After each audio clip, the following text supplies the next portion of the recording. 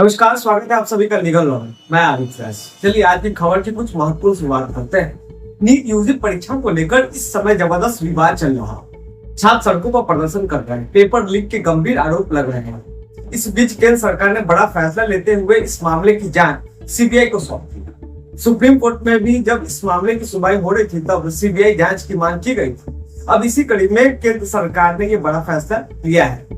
वैसे समझने वाली बात यह है कि इस पूरे मामले में कई ऐसे आरोप लगे हैं जिसकी जांच होना जरूरी है। पहला आरोप है कि एक साथ 7 से ज्यादा छात्रों ने कैसे परीक्षा में टॉप कर दिया।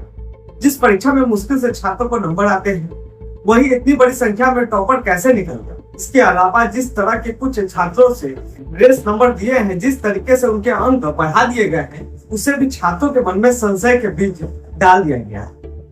वही बाद में पेपर लीक के गंभीर आरोप लगाए गए हैं। बिहार में कबूलनामा हुए। एक छात्रा ने यहाँ तक कह दिया कि उसके फूफा ने परीक्षा से एक दिन पहले ही पेपर दे दिया। उन तमाम आरोपों की वजह से मांग की जा रही है कि इस पूरे विवाद की सीबीआई जांच हो।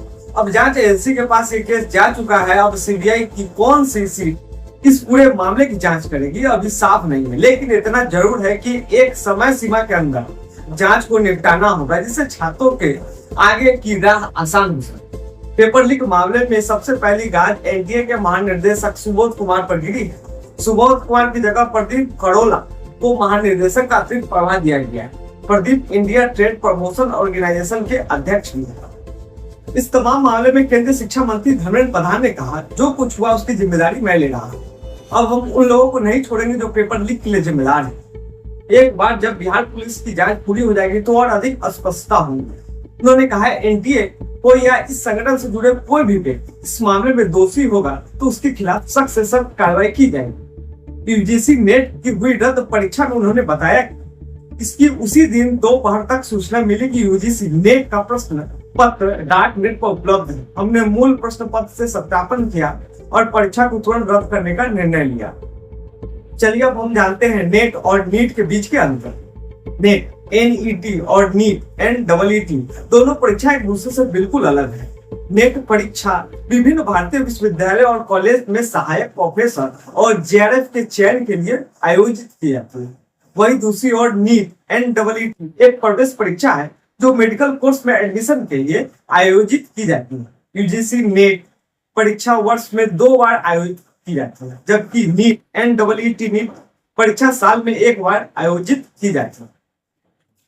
नीट परीक्षा 2 भागों में बांटा गया है। पहला नीट यूजी और दूसरा नीट पीजी। नीट यूजी परीक्षा स्नातक मेडिकल कोर्स और NEET PG post graduate medical course प्रवेश के लिए आयोजित की जाती है।